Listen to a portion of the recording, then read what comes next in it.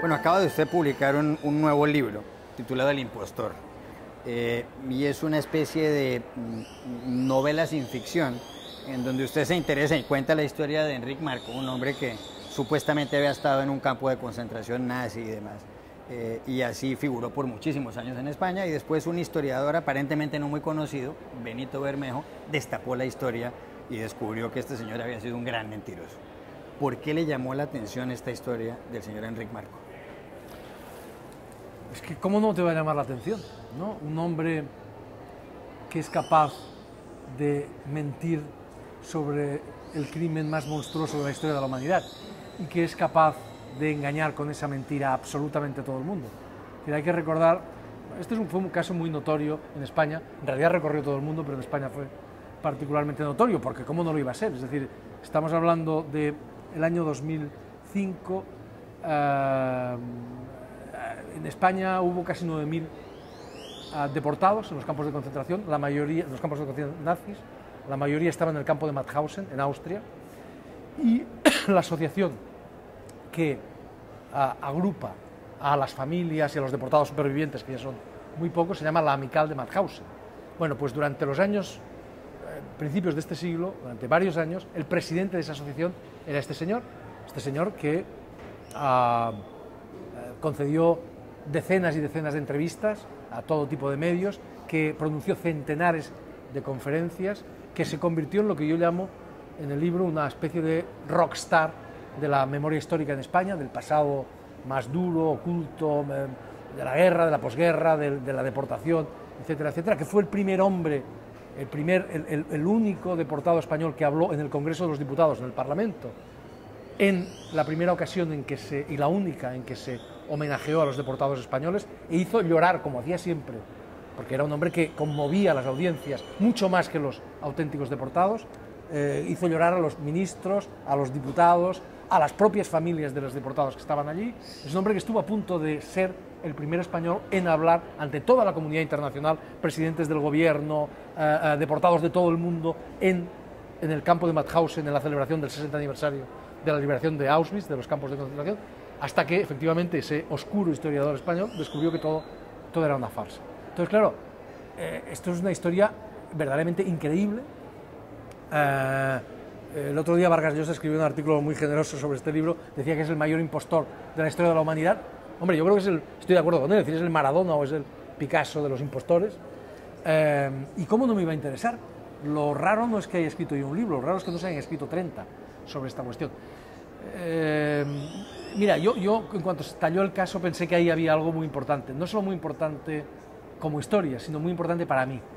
Había algo ahí que me atañía profundamente. Yo creo que los escritores no elegimos los temas, son los temas los que nos eligen a nosotros, y lo digo muy en serio. El otro día lo dije en San Juan de Puerto Rico, y un neurólogo, un neurocientífico me dijo: esto es lo que estamos estudiando los neurocientíficos ahora. Es decir, estamos programados, nuestra experiencia nos programa para tener determinadas obsesiones y nuestra propia experiencia vital, ¿no?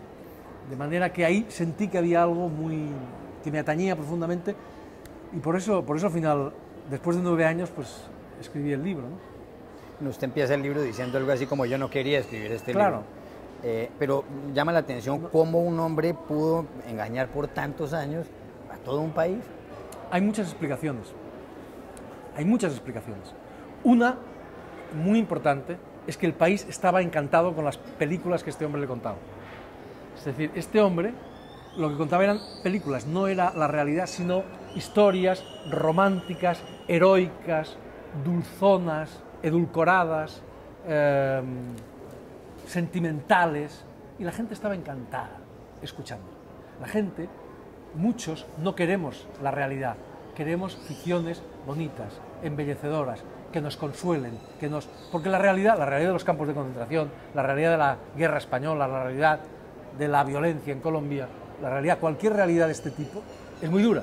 Y la gente, mucha gente, prefiere eso, prefiere algo digerible, algo que nos haga sentir bien, algo que nos haga sentir buenos, que no tenemos nada que ver. Por lo tanto, una cosa es que la gente estaba encantada escuchándole. Otra cosa, hay muchos motivos, pero te daré 3. Ese es el primero. El segundo, lo que yo llamo el chantaje del testigo. Es decir, nadie se atreve a poner en duda a un testigo. Nadie. El testigo tiene la verdad. ¿Y quién va a decirle a un señor que dice que ha estado en un campo de concentración que eso que dice no es verdad? Y esto es un peligro muy grande, porque los testigos no siempre tienen razón. Los testigos son indispensables para conocer la realidad, pero hay que contrastarlos con otros testigos, con documentos, porque si no renunciamos a conocer la realidad. Yo siempre en el libro pongo un ejemplo que es el de una de las mejores novelas que se ha escrito nunca, que es La Cartuja de Parma, en la cual el protagonista es un joven idealista, enamorado de Napoleón, de la guerra, que se llama Fabrizio del Dongo, y que va a Waterloo, participa en Waterloo. Pero si tuviésemos que fiarnos de ese testigo, si tuviésemos que reconstruir Waterloo a partir de ese testigo, no entenderíamos nada, porque él no entiende nada. Él solo ve un montón de ruido y de furia que no significa nada, por decirlo con la frase de Shakespeare, ¿no?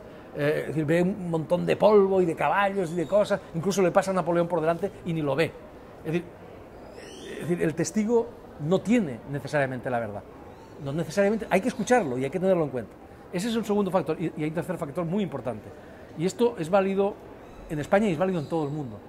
Es la sacralización de las víctimas, es decir, dicho de otra manera, la conversión de las víctimas en héroes. Eso es un peligro enorme, es decir, una víctima de la violencia, una víctima de los campos de concentración, del terrorismo, de la guerra, merece toda nuestra compasión, toda nuestra solidaridad, todo nuestro apoyo económico, moral, de todo tipo, pero no es un héroe. Un héroe es una cosa distinta. Este libro reflexiona sobre lo que son los héroes. Los héroes son tipos que son capaces de decir no cuando todo el mundo dice sí. Eso es un héroe. Pero una víctima no es eso, una víctima es una víctima. Y Marco reunía todas estas condiciones. Era un héroe, o sea, una víctima convertida en héroe, era un testigo y por tanto no se le podía poner en cuestión y además decía lo que todo el mundo quería escuchar. Y por eso todo el mundo se tragó esta monstruosa mentira. Insisto, el caso de Marco, desde este punto de vista que estamos mencionando ahora, no es español, por supuesto, esto es universal. Antes de este libro publicó otro titulado Anatomía de un instante, que se basa en aquella imagen muy célebre en España el 23 de febrero de 1981, cuando se estaba discutiendo sobre la investidura de un nuevo presidente del gobierno español. Entraron unos militares comandados por Antonio Tejero, hubo disparos al techo de la sede del Congreso de los Diputados, únicamente quedaron unos muy pocos diputados sentados, los demás se ocultaron. Uno de ellos era Adolfo Suárez, presidente saliente del gobierno español. Otro era el coronel Gutiérrez Mellado, el vicepresidente, Santiago Carrillo, el líder del Partido Comunista. La demás gente se tiró toda al suelo.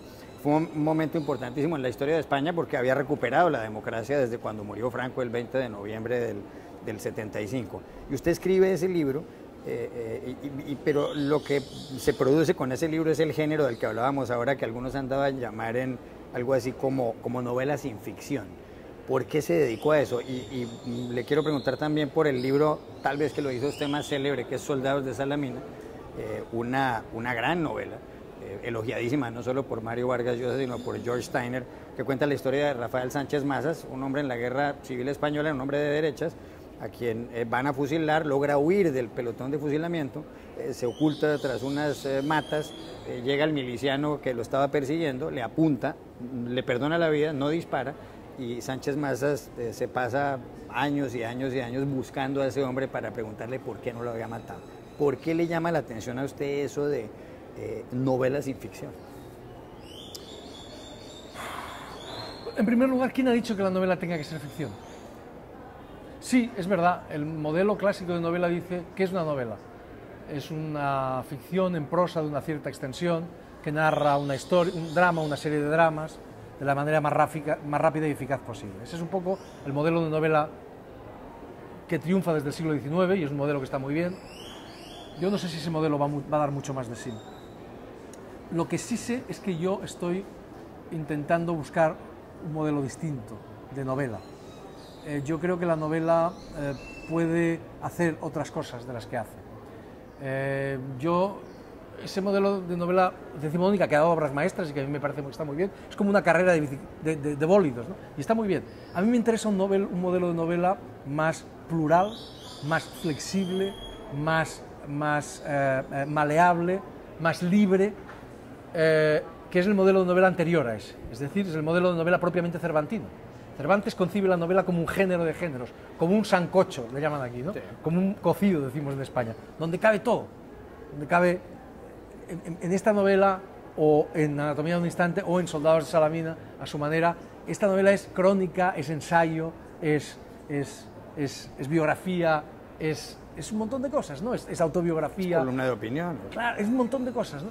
Eso es lo que a mí me interesa de la novela. Mi ideal de novela sería una novela que es un banquete con muchos platos, un sancocho, y a la vez que tiene la libertad, la flexibilidad, la sustancia, en el sentido también gastronómico, de ese banquete con muchos platos, y a la vez el rigor, también la rapidez de la novela decimonónica. Yo creo que con la novela se pueden hacer muchas más cosas de las que hacemos.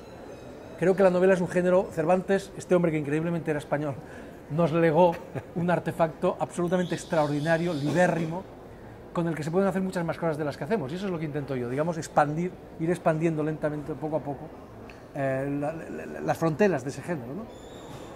Y recurriendo precisamente yendo a las fuentes del género. Entonces, lo de la novela sin ficción, bueno, ¿por qué tiene que ser una novela una ficción? ¿Por qué? Yo empecé por una serie de motivos.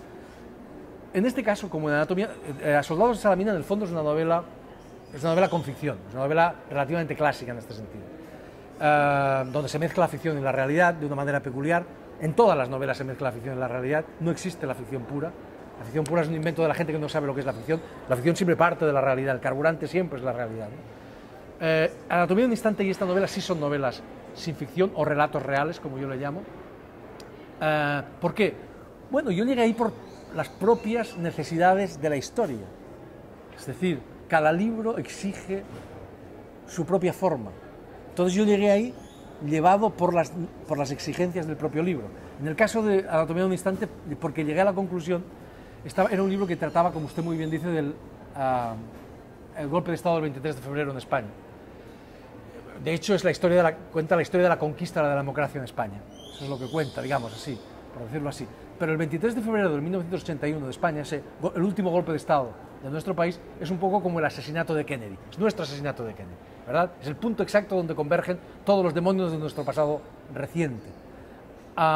Y llegué a la conclusión, después de años de trabajar y de escribir muchos borradores, de que era una ficción en sí mismo, como el asesinato de Kennedy. Todos los españoles tenemos... ¿Qué es un español? Es un tío que tiene una teoría sobre el golpe de Estado del 23 de febrero. Sí. Si usted conoce a alguien, le pregunta que dice que es español, le pregunta si tiene una teoría sobre el golpe de Estado del 23 de febrero y dice que no, es español. Se puede decir de todo, se puede decir que lo organizó un colombiano, no hay ningún problema, no hay documentos, nadie puede decir lo contrario, etc. Es una gran, inmensa ficción colectiva, como el asesinato de Kennedy, además también televisado, como el asesinato de Kennedy. Entonces, llegué a esa conclusión y pensé, es ridículo escribir una ficción sobre otra ficción. No tenía sentido, era redundante, literariamente irrelevante. Así que escribí un libro en el que todo fuera realidad, en el que hubiera conjeturas, en el que se imaginaran cosas, pero que todo fuera realidad. En este caso es lo mismo. En este caso estamos hablando de un hombre, Enric Marco, que es una ficción ambulante. Es un hombre que construyó su vida como una inmensa mentira.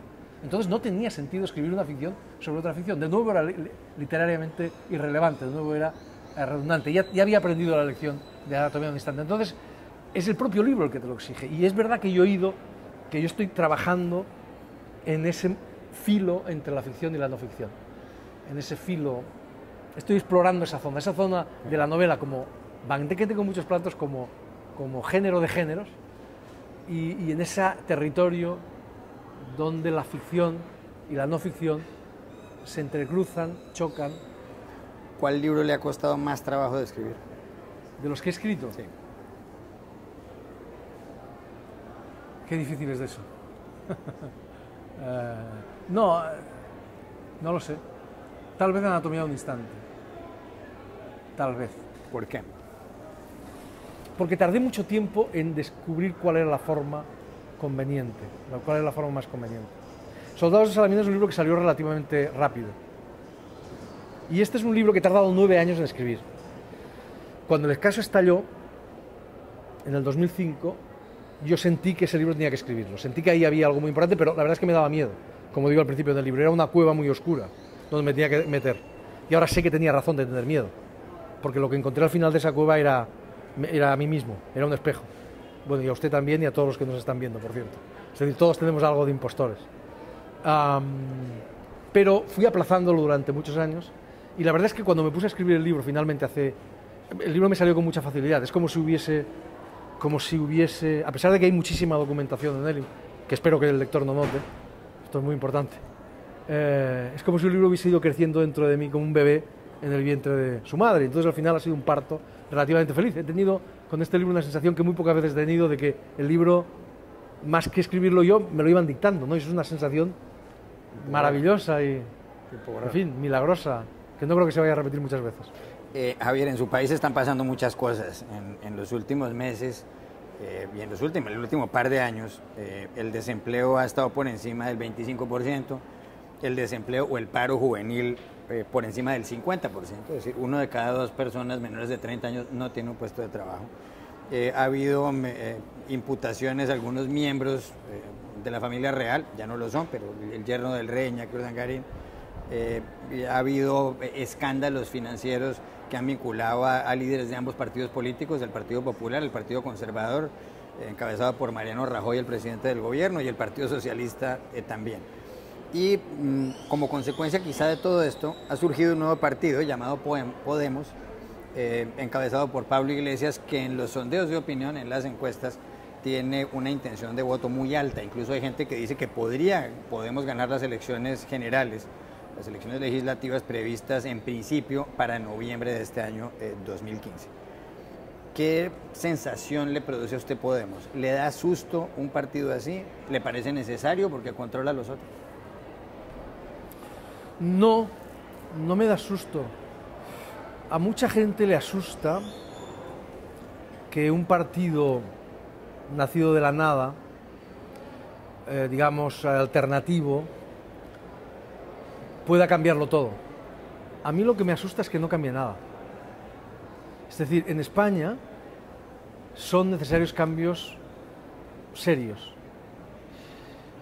que además todo el mundo sabe cuáles son. Los partidos políticos. Básicamente, en mi opinión, el peligro que amenaza, el problema de España no es un problema económico. Antes que ese problema, es un problema político. Y esto, en las manifestaciones del 15M, del llamado 15M, lo entendieron muy bien los chavales que se manifestaban. Cuando hablaban de democracia real ya, en mi opinión estaban diciendo la democracia española, que el problema era antes económico que político, que el problema económico es una consecuencia del político, creo que esto es exacto, y que el problema económico deriva no solo de una crisis, que la crisis económica deriva de una crisis política, de una amenaza de partitocracia, es decir, de un empobrecimiento tremendo, de un anquilosamiento, de una fosilización de la democracia española. Entonces, de esa insatisfacción muy justa, muy real, con la situación económica y con la situación política, es decir, con un sistema de partidos cerrado, bloqueado, unos partidos políticos además que carecen de democracia interna y que han colonizado literalmente la sociedad española, toda, la economía, la cultura, la judicatura, todo está colonizado por los partidos políticos, por una serie de motivos que son bastante fáciles de describir. Entonces, y que por tanto ya no son vehículos, lo que tienen que ser vehículos de las preocupaciones, aspiraciones de la gente. Entonces, Podemos surge de esa insatisfacción. El problema es que Podemos proponga hacer las reformas que hay que hacer. Y yo no lo veo. Yo asistí a la aparición de este partido, yo creí que este partido era una especie de cristalización de esas protestas del 15M, que eran protestas, insisto, cuyas intuiciones eran muy exactas sobre la sociedad española, en mi opinión. Eran a veces demagógicas y a veces desordenadas, lógico, porque unas protestas improvisadas y tal. Sí. Pero creí que era una cristalización, una formalización política de eso, y ahora me temo que no lo va a ser. Y ese es el miedo que me da. El miedo que me da no es que lo cambie todo, sino que no cambie nada. O sea, que sea un cambio lampedusiano. Porque ahora mismo no sabemos lo que quiere esta gente, en primer lugar, y hablan de cosas que a mí me suenan a demagogia, como por ejemplo que la derecha y la izquierda no existen. Usted sabe que lo que decía esta Simone de Beauvoir, quien dice que la derecha y la izquierda no existen es que es de derechas. Yo digo que quien dice que la derecha y la izquierda no existen está desorientado o pretende desorientar. Es decir, la izquierda y la derecha no son cosas fijas e inamovibles, pero son como el norte y el sur. ¿No? La izquierda pretende una mayor intervención del Estado en en la distribución, etcétera, etcétera, una serie de cosas, ¿no? Y la derecha pretende otras cosas. Bueno, es una forma de orientarnos. Quien dice que no existen es que está pretendiendo algo que no. Y como esto digo otras cosas, es decir, no, ahora mismo mi temor es que esto sea efímero y que los partidos políticos sienten una presión, la presión de este nuevo partido. Pero que si este partido desaparece y que si la situación económica mejora, como esperemos que mejore, volveremos a lo mismo. Y eso es lo que todo seguirá igual. Todo seguirá igual. Hay una cuestión final sobre la que quería preguntarle y tiene que ver con Cataluña. Cataluña es una de las 17 comunidades autónomas de España y está en el noreste. La capital es Barcelona, hay 7,5 millones de habitantes ahí y es una de las dos que más dinero producen en España junto con la Comunidad de Madrid. Históricamente ha habido una tensión entre el resto de España y Cataluña, así como ocurre con el País Vasco, porque Cataluña ha visto surgir movimientos independentistas muy serios. Hay un idioma distinto como el catalán y demás. Usted es extremeño, pero vive en Gerona, es profesor de la Universidad de Gerona y es catalán. Y muy catalán. Pero la pregunta tan es... extremeño, tan catalán o más. O más catalán que soy extremeño. simplemente nacido en Extremadura y voy allí y me gusta, pero toda mi vida ha transcurrido prácticamente en Cataluña, de manera que soy catalán. La pregunta es, ¿usted cree que la solución a este problema es que permitan que los catalanes voten, por ejemplo, en un referéndum independentista y quizá que haya una decisión en España que se independice Cataluña? La solución a este problema... Bueno, en primer lugar, este problema también es una consecuencia de la crisis. O sea, es en parte una consecuencia de la crisis.